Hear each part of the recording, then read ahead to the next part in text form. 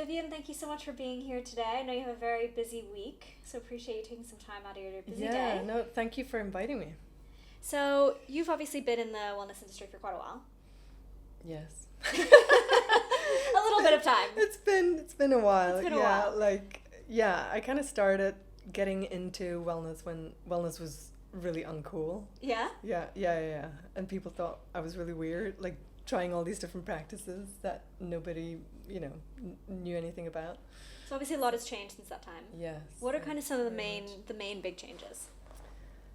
The main big changes, I mean, wellness has become so mainstream. Yeah. To the fact that, it's like now it's being sort of watered down quite often. There's a lot of wellness washing. So there's, it's been positive and negative, I guess. Obviously great that everybody, especially since COVID, everybody's kind of taking, their health into their own hands, which is great. On the other hand, even your next door coffee shop is offering like a wellness coffee, or like they will just attach wellness to everything. Mm-hmm. So everybody's jumping on that bandwagon, and yeah, sometimes that's not great,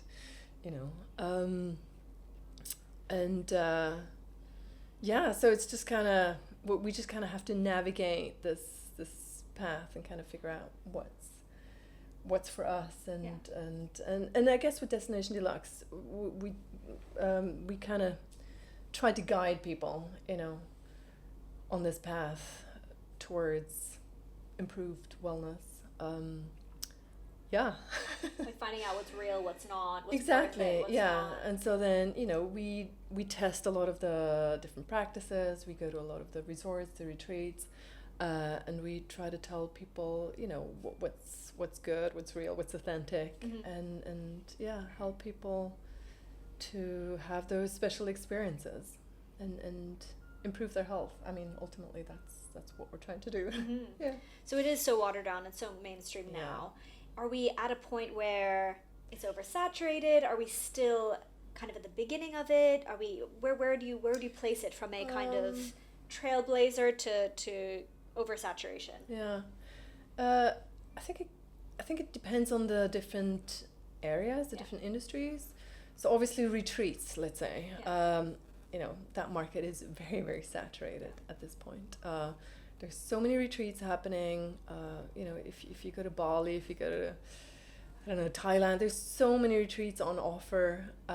Now a lot of people are looking for more sort of like special retreats, like Specialized. I don't know, like maybe a safari retreat with some added wellness aspects, something that hasn't been done before, or like, heading out into the desert somewhere, I don't know, in Morocco, and having some wellness experiences, as well as, experiencing, like doing some sightseeing and having like really unique experiences with a group of people. I think that's kind of where we're heading. Okay. As opposed to the general retreat in Bali. Yeah. And there's still space then for those specialties to be crafted, for something new to be made within the wellness space. Yeah. So I think the more special it is and the more unique, something that you would be interested in doing, but maybe you haven't done it because your friends are not up for it, or you don't have the setup to kind of go somewhere that's a bit more off the beaten track, kind of like that. And so then you would then think, oh, okay, it would be great to go with a group of people and also have some wellness there as well. Yeah. And so so it is quite saturated at this point. And it's really, I mean, there's just the amount of retreats, and it's also kind of figuring out, is this an authentic retreat? Is this really, do I want to be doing yoga 8 hours straight? That kind of thing. And so a lot of people are doing, a lot of retreat leaders are putting on these retreats that are a mix of a bit of sightseeing, a bit of unique experiences, wellness, and So it's almost a wellness holiday Mm-hmm. with a group of people. Yeah. Yeah. Because I guess that pool of people who were interested in it before was smaller, and Yes. therefore you were catering only to that small pool, and Correct, you were catering yes. to people who only wanted to do wellness Yes. experiences. And Yeah, now yeah. that pool is much larger. You have those who want to travel, as you say, they want to go do a safari, but they're also Exactly. happy about Yes. having that integration of wellness Yeah, within yeah. it. And that's also kind of where all the hotels come in. So a lot of the hotels are offering wellness experiences, especially because now that pool is so much larger, and your average traveler is still interested in having some wellness experiences while they're staying at the hotel. And so that's just, it's just become so much broader. Mm-hmm. So you said you got into wellness before wellness Yeah. was cool, all the way at the beginning. How did that happen then? If it wasn't something How did that happen? Well, so I was, for a long time, I worked as a fashion editor. Mm-hmm. So I've been in the lifestyle publishing field for ever. And so I was in fashion for a long time, and as we know, like fashion's, like the industry is quite superficial. And suddenly I was longing for something more, something with more meaning. And so I got into wellness, started meditating, went to this regular meditation every week, and started doing all these different holistic practices. And this was when people had blogs, okay? And I ended up launching kind of like the first holistic wellness online magazine in Hong Kong. And like that was back in the day when my newsletters were like, I had to create them with HTML and sort of, yeah. Anyway, and so then I launched this website, which was kind of like a magazine, and then I ended up taking on a job at a magazine called Asia Spa, Mm-hmm. and they were very print heavy, Yeah. predominantly print, and so I could see that everything was going digital, and I was like, okay, you guys have to invest in online. And they were like, oh, like everything's fine, and like we're really focused on print, and we don't really want to invest in online. And so then I kind of realized that, and I ended up leaving, and then eventually taking that online magazine that I had and making it more global, more Mm-hmm. travel oriented, Mm-hmm. and that then became Destination Deluxe. So before it was called The Source Asia, Okay. and so it was really about, not about sourcing, but about like the source, as in like I don't know, Source of life. universal Yeah. energy, yeah. Anyway, and so then that became Destination Deluxe, and it was a one-woman show to start with, and eventually it grew. I started hiring people, and now it's been 8 years. Yeah. How do you compare when you first got started in terms of the kind of content you would put out, the direction you would take, Yeah. what was, I guess, up and coming back then? How do you compare it to the kind of content that you're putting out now as Destination Deluxe? Yeah, so then obviously it was very text heavy, Mhm. We were doing newsletters back then, but obviously now, we have, there's video, there's podcasts, all these things. We try to go with the flow. We're trying to kind of adapt how we put out content. We realize that people don't read anymore, or barely read these days. So that those are all factors that we've had to take into account. And we still, our newsletter still does quite well. That's how we kind of reach people. Okay. Obviously there's social media and everything, but it's mainly through newsletters, and then the events Mhm. that we put on, our annual award that we do. That's kind of where people connect, Yeah. and where we have direct contact with our audience. Yeah. And are you, Yeah, in terms and- of yeah. your personal journey, then going from obviously kind of corporate, more of a full-time role, to then, your entrepreneurship journey? Yeah. I don't know. I think I kind of fell into entrepreneurship. It's not something that I was looking for. Yeah. I just like doing my own thing, and I think I don't like it when other people tell me what to do. I think that's kind of how it happened. Yeah. And Definitely so relate to then, yeah. So I just ended up building this website, and then one thing led to the other. Just getting more people on board, and that's how it organically grew. Yeah, it was never about let's create a magazine and then like sell it off. Like that, it wasn't like that. It was always like, let me create something that I love doing, you know. And I really enjoy what I do, and I think that's why I work so much as well. You know, other people think I'm a workaholic, but I really enjoy what I do.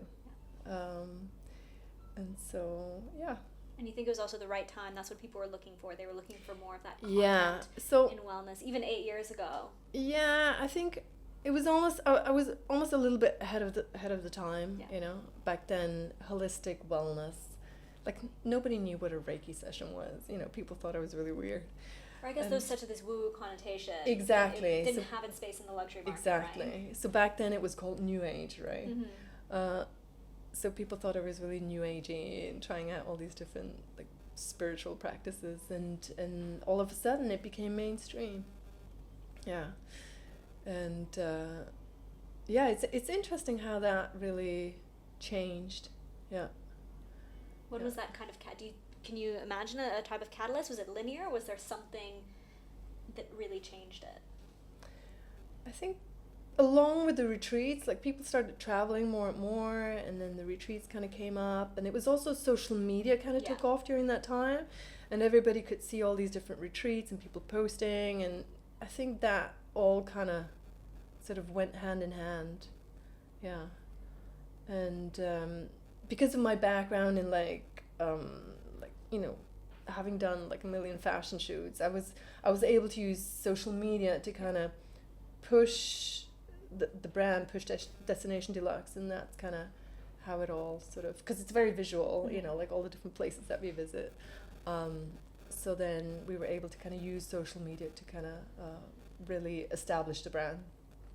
Yeah, and then also obviously with the events as well, like we were really able to kind of cement the brand. Mm-hmm. Yeah. I agreed that the growth within social media would make a huge difference in terms of pushing forth also the let's say the trends within wellness. Mm-hmm. And I feel like we're in such a era where trends are just coming and going so fast because of the kind of content that we're seeing online through social media. Yeah. And it's interesting how there's kind of this shift between, you know, being so health focused wasn't a cool thing, and somehow that switched, right? There's kind of this yeah, exactly. And then everybody started taking gym photos and all this stuff, like workout apparel, and that was sort of that phase, that kind of helped wellness find its sort of place. And I guess it's placed within luxury as well, right? Exactly, Before it was such a kind of you know, like it was very alternative, very granola. Exactly. Yeah. And then all of a sudden, especially because we were always focused on sort of luxury wellness, it was quite new for people as well. You know, like they didn't understand, you know, like a breathwork session, you know, that it could be in a luxurious setting. Yeah. Like who's actually going to pay for that? Whereas I guess before it was kind of a thing that was very much, I don't know, almost on donation and things like that, right? So this big kind of systemic shift. And I guess that's also part of my sort of, I don't know if you like to say expertise, maybe, to kind of marry those two worlds. Yeah. You know, having something very, I don't know, old or alternative, you know, something with a lot of wisdom and sort of, you know, with luxury. Because that's kind of that was my background, right? Sort of luxury publishing. And so then I was kind of able to marry those two worlds, and that really helped, I don't know, create what we have today with Destination Deluxe, and also playing a role within the bigger wellness industry, you know, on a global scale, which is really cool. Yeah. And so with now what you've done with Destination Deluxe in the past 8 years, is there anything that you would have done differently if you were to do it again? Well, that's a good question. So many things. I guess in the beginning, when I first started out, I was still doing a lot of PR and marketing for other brands. And so I guess, and it was kind of COVID that then sort of led me to focus 100 or 200% on Destination Deluxe alone. And I guess I would have done that sooner. Yeah. Why didn't you think? Because at the time I was like, oh, you know, maybe I should have all these different, you know, different brands, different psychics to kind of, I don't know, I don't know, make a living, but Not it put was all your it eggs was in one never basket kind of yeah thing. it was never really I don't know, I should have just like focused on Destination Deluxe 100%. But you know, like when you're starting out, you're sort of, you have doubts and you're kind of like, oh, I don't know, like should I be running a magazine on my own, or like should I be hiring people, and obviously with COVID, you know, like I had to let go of some of my staff during COVID, and so then you know, because were in the travel industry as well, it was hard, yeah. And so, but it helped me to kind of get really focused. Yeah. And so what are some of those biggest lessons then that you've gotten from all those different experiences?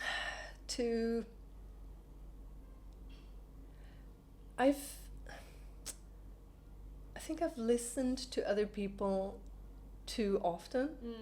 Like, I think at the end of the day, like I'm the type of person, I like to get advice from other people, but in the end, my friends kind of say this about me. In the end, I end up doing what I want anyway. Yeah. So then which is and so my friends get upset about this from time to time. So I you know, ask them for advice, and then I end up doing what I was going to do anyway. Yeah.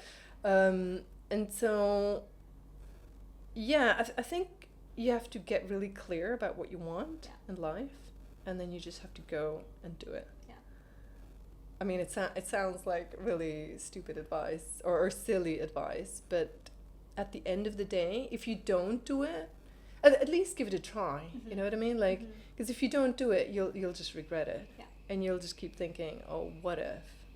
At least try, and we've tried many things, you know, within Destination Deluxe. You know, we've tried so many different things that. So, and we're still trying, as a matter of fact. We're trying to get the booking thing right. Right. Because booking is not easy. Because we have to work with another party on this, because we don't have a travel license, because we're a Hong Kong company, and so then we need a third party to facilitate that. So we need a travel agency that we need to work with. And so we're revisiting this. We've tried a few times, and now with this new technology, things are getting easier and easier. Yeah. And so then, and for a while we worked with the hotels directly, and so, but that's also not easy, because it's quite manual, no? Exactly. Yeah. A lot of manual work and very time consuming. And so now we're revisiting that. This is a project for next year, for 2025, one of the many projects that we have lined up. So, yeah. So that lesson there is really just try it. Exactly. Right. Try different things, you know, because you will fail. And this is also a lesson I had to learn. So then, originally, when I first started out with my first kind of online magazine, I had this clear vision of what I wanted. And when it didn't go the way I envisioned it, I felt like a failure. And that was really difficult, because I'm sort of like, you know, I play to win, you know. I'm very ambitious in that sense. And so then when I failed, you know, it wasn't growing fast enough or the way I wanted, because I wanted different cities in Asia to have different I wanted like key cities in Asia to have their own version of this online magazine. Okay. Yeah.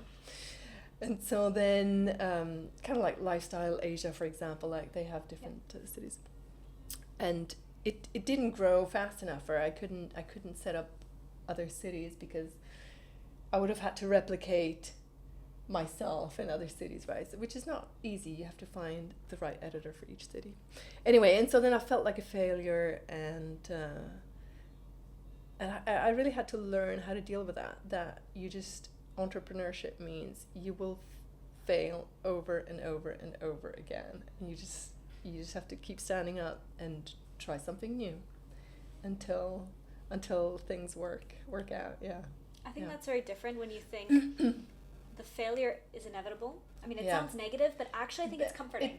It's No, I mean, because it's like it will happen anyway, so it's less about avoid it. Yeah. It's just how many times you're going to stand up over and over again, right? And then adapting and tweaking and working with that. So, because, you know, now that I've been doing this for so long, like you learn and you're like, okay, might not do that same mistake again. Like, let me try something new. Let me try another, like, let me try to work around that and try to, I'm also collaborating with a lot more people. I'm trying to, like, the way I work now is I'm doing a lot more partnerships. You know, I have a very different approach. So for a long time, I had this feeling that I have to do everything on my own. Yeah. And I think a lot of, or some people have this mentality or this belief where they feel like, oh, you know, I just have to do everything on my own. And so I really had to learn to kind of hand over responsibility. It's not easy. And not micromanage people, and so, which is really hard because I'm so detail oriented and I can be very anal about stuff, and so then that's also a big learning curve for me, to let go and let other people run with, you know, different projects. And also, I guess, handling expectations of not expecting it to be their baby if it's your baby. It's like, correct. They don't care as much as you, and that's just how it is. Correct. That's also a big learning curve. Yeah, because I work on a day and night basically, so I'm very, very dedicated, and I can't expect that of my staff. Yeah. For them it's a job. I understand that. Yeah. So yeah. So do you feel like, to a certain extent, the first magazine that you put out had to have the course it did in order to allow you to build what you have now? Yes, absolutely. Yeah. So that was almost like a mini version of, I don't know, like a trial run basically, almost. I mean, not trial run, but it's like, yeah, it obviously what I've learned there I was able to adapt and yeah, I mean, continuously. Yeah. I mean, people who have that, let's say, A-type personality, or very ambitious and probably quite perfectionist in a way, it's always the idea of trying to shift it, of just do the shitty first draft. You know, just get something out there and get it started to learn from it in order to be able to learn and move on, right? And this is also a big learning curve for me. Like, before I would try to make something perfect before I would launch it, before I would kind of present it or whatever. And nowadays I'm like, okay, if we're like at 80%, like, let's get it out. You know, like, even if things are not perfect 100%, let's get it out. Like, because time's moving, and if you know, it will never be perfect. There's never going to be a perfect timing, or, you know, all those, you know, ideals that we have in our head. I think, I really had to let go of sort of having everything, you know, pitch perfect, and sort of, just, you know, and I think social media is a great example of that, you know, especially with the stories now, the story format. You know, it's not a perfectly edited video, and people like that. Yeah. People think it's authentic. People like it, and it's something that they can relate to. Of course, you know, given our luxury segment, we try to sort of have some videos or some content that's a bit more polished, but on my personal platform especially, I think people like that it's a bit more raw, and they get a feeling for who I am and that kind of thing. I think you're right in the sense that there is, you know, as we said, things are moving so fast now, and trends are changing and whatnot, that you almost can't allow yourself to create something polished, because then it's done. Yeah. Right? If you're thinking about, oh, there's this new thing that's coming out, there's a trend, we should write an article about it. Yeah. If we're waiting until it's perfect, the trend's gone, everyone's moved on, that's the next thing. Exactly, yeah. And so that was also kind of a learning curve, like coming from print where you produce a magazine, 1 month in advance. Like, there's no time for that anymore. That trend will have passed, or, you know, like that new hotel or new restaurant or whatever is not so new anymore, right? A month later. And so also with our newsletter and everything that we produce, like, everything is like last minute, you know. And sometimes that's difficult with our clients who work, you know, way in advance, or like some of our clients in Europe who go on vacation, who go on summer vacation for like a month. Untouchable for August, 2 months, all right? of Europe. We're like, okay, you know, there's going to be last minute stuff, you know, that we need approved. And so I think sometimes that's hard for our clients. So working with them so closely. But yeah, I think and I think everybody's kind of gotten used to the fact that with social media everything is so instantaneous, and we live on our phones now. So then everybody, I have all my clients on like speed dial and like WhatsApp, and so then and our team, like we work on WhatsApp and everything. I mean we have a virtual office. We're all kind of spread out all over the world. Mm-hmm. And so then, so we just communicate, through different time zones and different destinations But I think a lot of people work like this nowadays. It's sort of, if you have a global brand, it's sort of inevitable that you have some people here, some people there, and yeah. Oh, also with our event, our event normally happens in Asia, so we go back and forth, and yeah, that's how it is. And our guests, they fly in as well. Some are flying in from Europe and other places, and so yeah, the world feels smaller now as well, doesn't it? Yeah, it's like we're all traveling, we're all so connected, and which I think is a beautiful thing. Yeah. So speaking then on trends that we had spoken about before, right? So things obviously constantly changing and whatnot, so we'll see how relevant this is by the time the episode comes out. Yeah. But let's say, what are some of the trends that are already past it? Some of the things that are already behind us when it comes to wellness? Behind us? Actually, that's a good question. What is behind us? Hard to say. Like sometimes I feel like some of the fitness trends are sort of behind us, but I don't know, different supplements that we were like crazy about. There's always new supplements coming up. A lot of people were kind of into like mushrooms, using different mushrooms to kind of boost your health. I guess mushrooms are still kind of in, I suppose.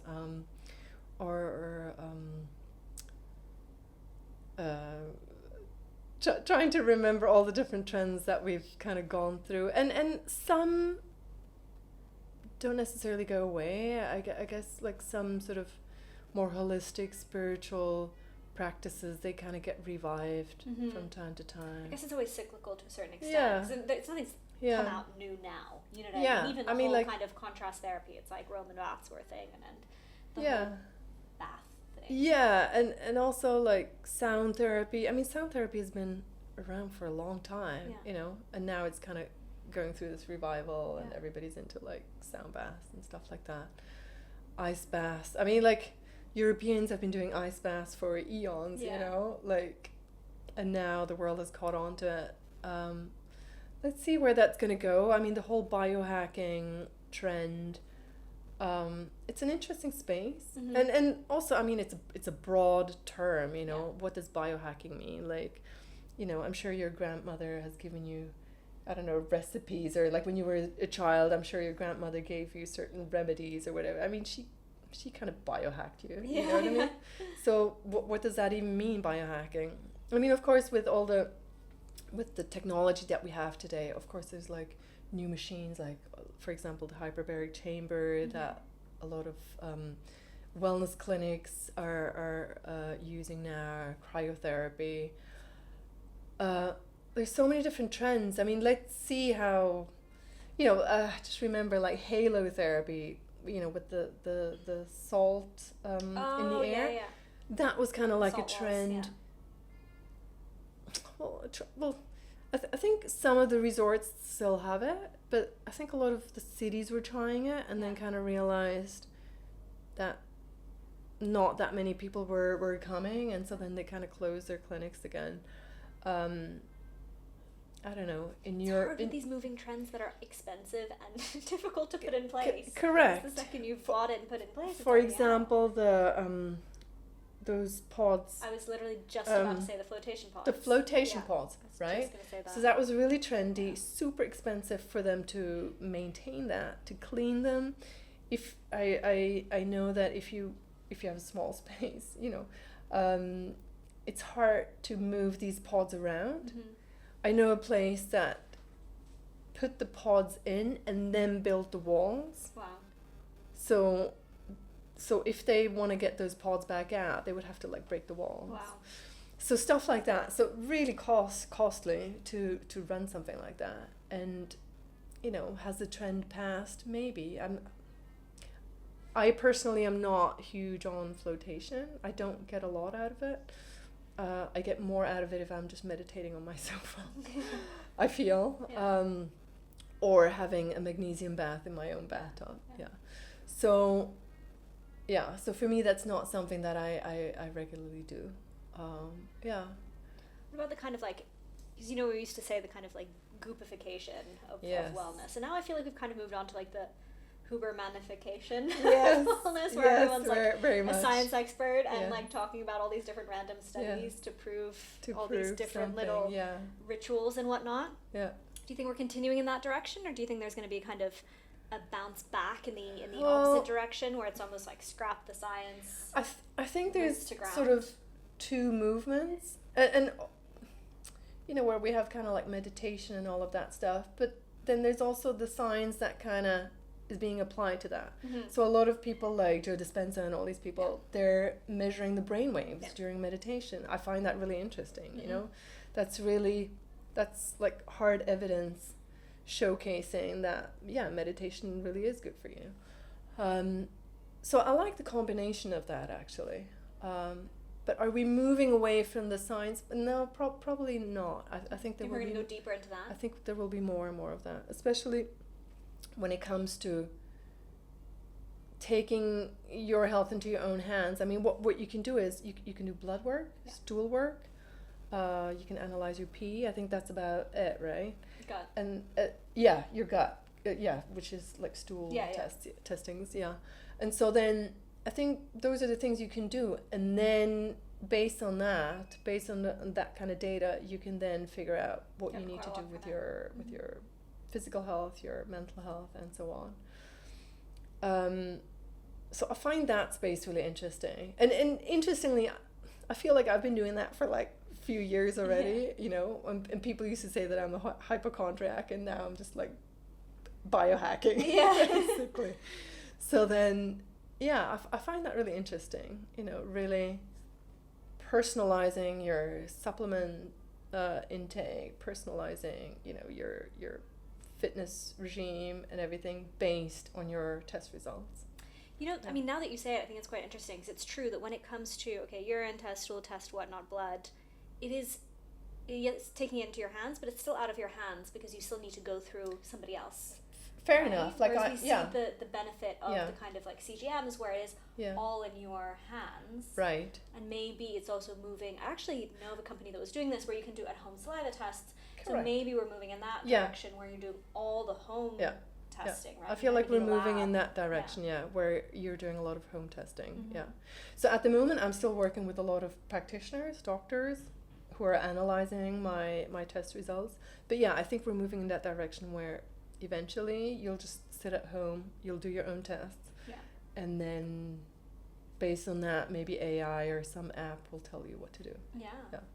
I was reading, what book was it? I think it was a book by, David Sinclair, maybe. And he was talking about how the future of medical wellness was really, you know, on your phone, it'll tell you while you're driving home, we've just realized that your iron is low, 500 meters, turn left, go into the shop, buy this specific type of spinach or lentils or whatever that will give you the exact amount of iron that you need, you know, and everything will be kind of tracked and controlled, right? There's a movie about that, and I forgot what it's called, where it like plays in the future, and that's kind of how people function, and it would just be AI telling you, take that supplement.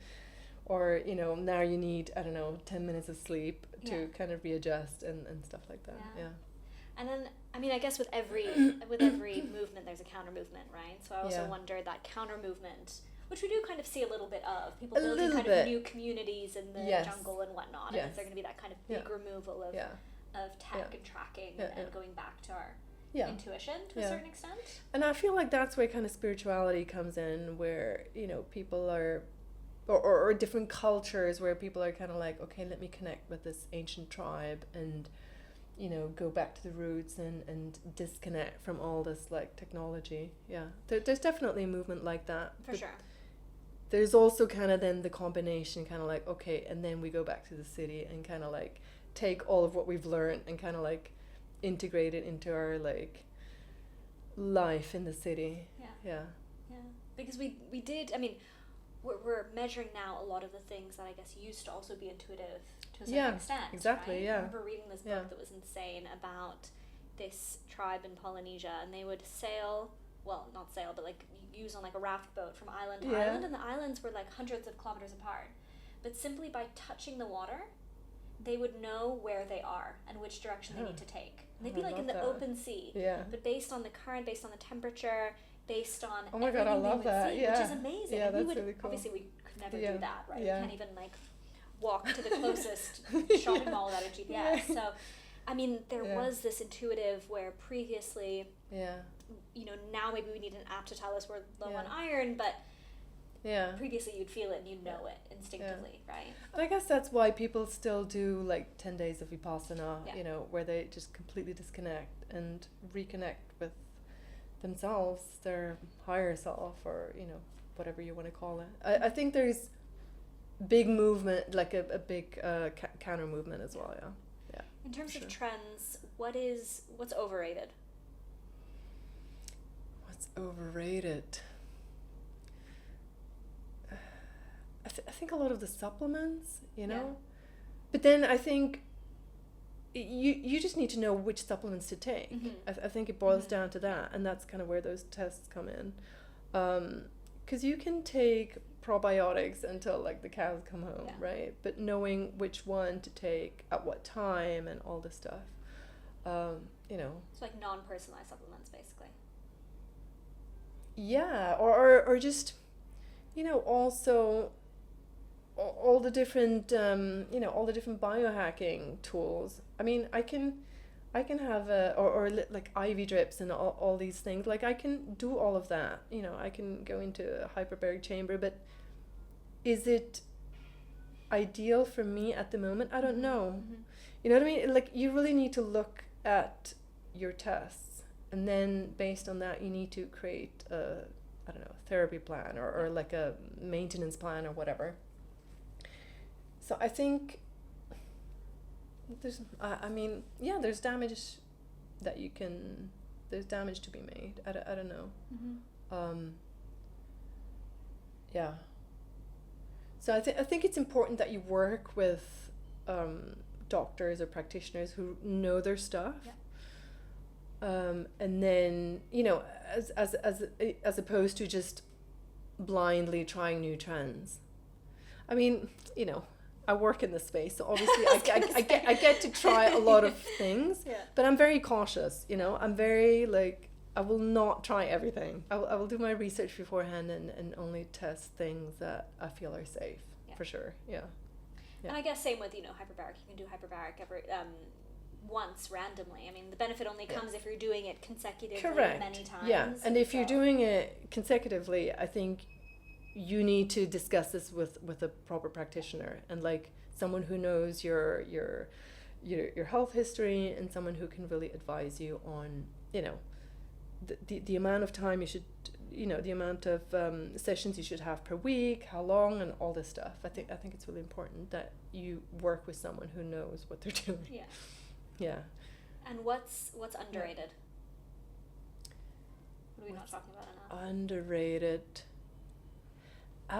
What's underrated is emotional wellness. I'm big on emotional wellness. Okay. Meaning? And so I've started working with, I call him my trauma therapist, and he does something called NARM, and I forgot what NARM stands for. It's neuro, and I forgot what it stands for actually. So but it's neuroregulation. Okay. Yeah.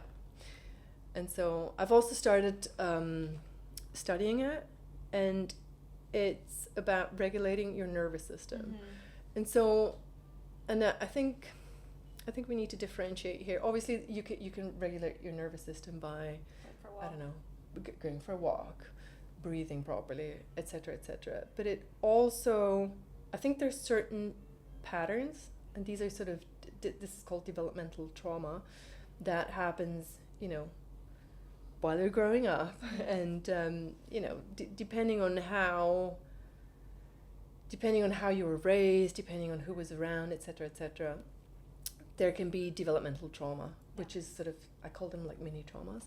And that's when different patterns kind of manifest, you know, where you could be, where you could associate, let's say, love with fear, for example, depending on how you grew up, right?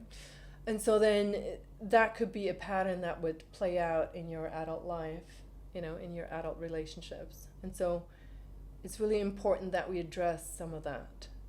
And so then I found this technique that does that. And I've tried lots of stuff, and I've been working on myself for, I don't know, like the last 25 years.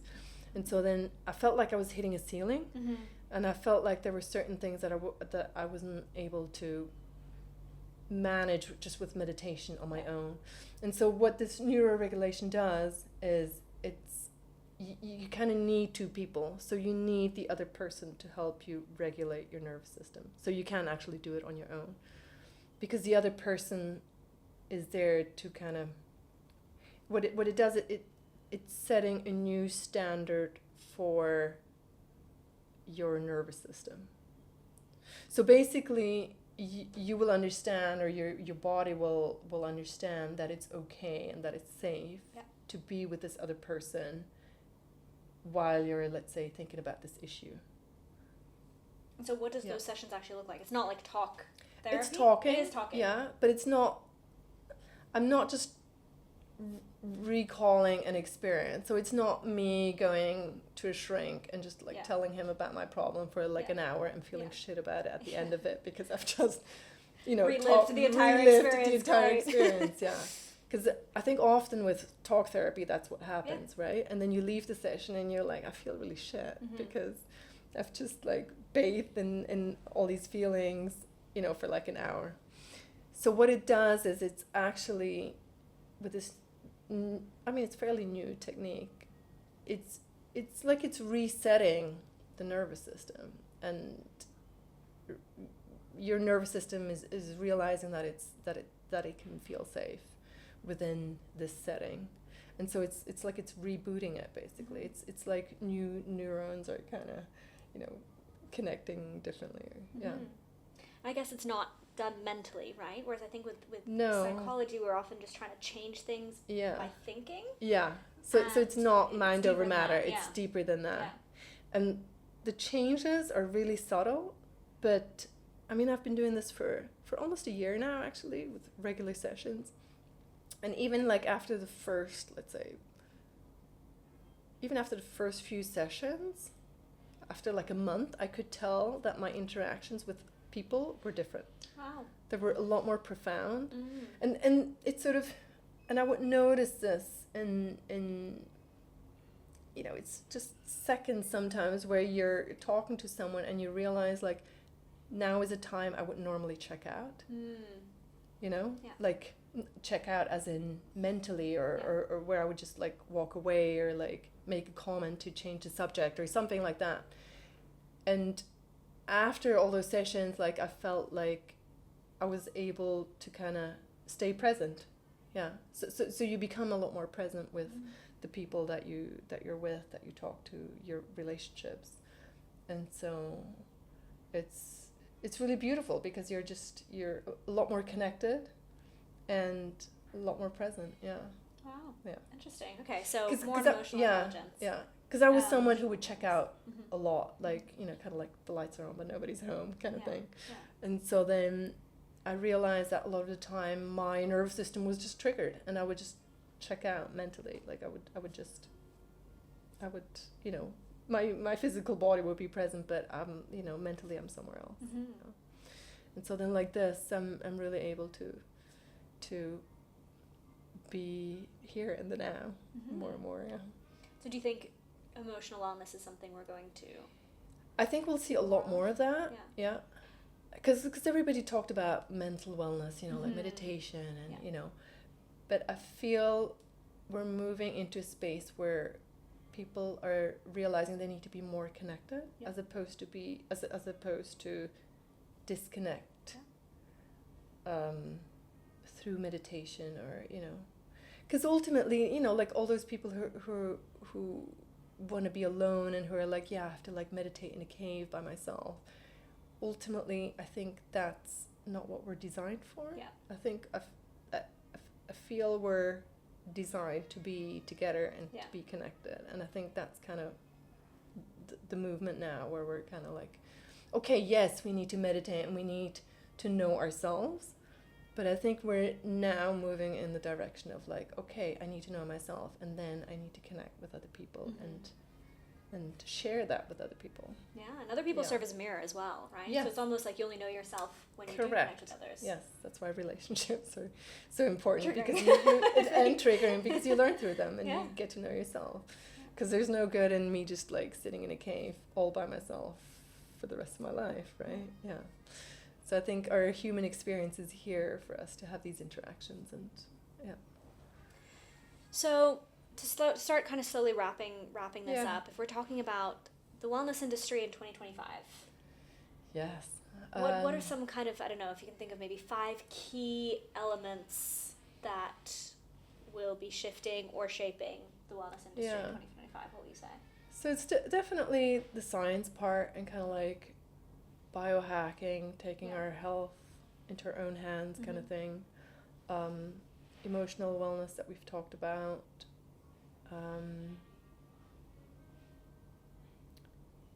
I think wellness washing, I think will have to kind of, I think some people will have to kind of clean up their act, or brands, let's say.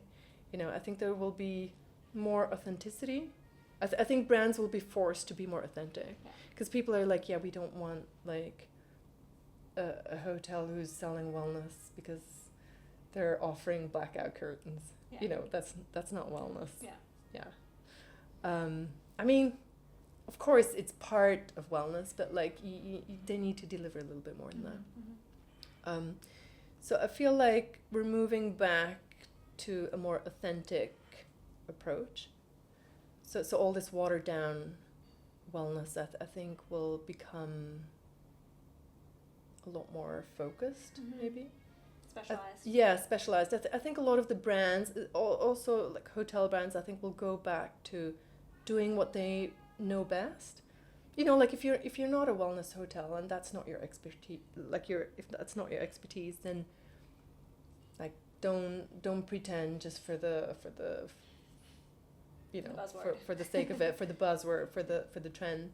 Like I think, and also that goes back to their P&L. You know what I mean? Like I think a lot of hotel brands will realize, okay, this is what works for us. Yeah. This is how we've been making money, and let's stick to this, as opposed to reinventing the wheel and coming up with all these like gimmicks. I mean, I understand like hotels need to put out press releases, they need to market themselves, they need to come up with new things to talk about. I get that. But I think people want authenticity. People will know if it's, if you're just putting on a show just for the sake of it, or if it's really authentic. Yeah. Okay, interesting. And so what does 2025 look like for Destination Deluxe? Anything So we'll be working on a few projects. I mean, at the moment we don't really sell anything on the website, so we're kind of looking at launching and offering some products. Nice. But I can't say too much about what that will look like. Yeah. But that will be the focus. Cool, that's a big one, because that's a big shift as well. Yes, yeah. So we'll still have content. We'll still do what we do, but because we obviously want to offer our readers kind of like a 360-degree experience. So people will, and even now with the bookings, right? So then people read about it. They see all these amazing places. They want to experience them, so they want to book, right? So it's almost like we have to close that circle to kind of give people that complete user experience. And the same with these different these different products that we'll launch. Great. I can't say too much about what that will look like. You'll find out soon enough. And what about for you, even from a wellness For standpoint? me, What is your focus in 2025? So yes, I'm working on my own health. So I was diagnosed with Lyme disease just a few months ago, and so then that's a sort of a bigger deal. Still working on that. So I'll be starting a therapy when I go back. I'll be starting a therapy called IHHT, and that's interval hypoxia therapy. Wow. Where you add oxygen and you take away oxygen. Wow. Yeah. So that's and that's supposed to help. That's supposed to help with specifically Lyme disease, but also like just in general, it like boosts everything from like immune system, and then it helps your mitochondria regenerate, because I think the way mitochondria, and maybe don't quote me on this, but I think the way mitochondria works is it replicates. So if your mitochondria is damaged, you will replicate damaged mitochondria. Something like that. So it helps on multiple levels. So it's kind of what athletes do, right? To really boost their physical health and their performance. And so I'll be doing that. Great. 2 times a week. So let's see how that goes. Cool. Great. And so as we close off then, Vivienne, any specific last kind of parting words, if you're to put together everything you've seen from the wellness industry over the past however long you've been in, I mean, past 8 years of Destination Deluxe, plus everything behind, if you were to put together, let's say, one kind of parting comment from a industry point of view for somebody who's more in the kind of hospitality sector when it comes to wellness, and then something for, let's say, just your everyday wellness consumer, what would you say? I'm putting you on the spot. Hard. That's hard. I think it still boils down to knowing yourself. And that's kind of where meditation and all this comes in. And I think there's no quick solution for that. I think you have to put in the work. And I understand that a lot of the techniques that are out there today and like all the psychedelics and all that stuff, which we didn't talk about actually, they seem like quick fixes, but I feel like everybody needs to put in the work. They need to self-reflect, do the meditation and all that stuff to figure out who they are and what they want in life. And then from that point of view, they can then go out into the world and change the world and achieve, what they came here to do, I suppose. Yeah. And I feel like if everybody does that, the world will be a much better place. So what's one way we can do that already? Yeah, I think everybody needs to spend time with themselves. Yeah. And stop thinking that someone else will fix it for you. Because I think, especially in the wellness field, I think we're so prone to just going to see a practitioner, like buying a crystal and thinking that it will fix your life, or I feel like we're living in this consumerism world where we just think like we can just book a session or press a button and our life will be solved. I don't think it's that easy. I think you need to put in the work. And if everybody does that, we can all come together and share that with each other. Amazing. Thank you. Thank you so much for sharing everything today, Vivienne. Thank you so much. Yeah, that was really cool. And if people want to learn more about you, learn more about Destination Deluxe, where can they find you? Instagram would be a great tool to connect. I live on Instagram. I live on my phone. So people can connect with me there. Make sure to link all the handles. Yeah. Cool. Thank you so much. Thank you. Victoria, thank you.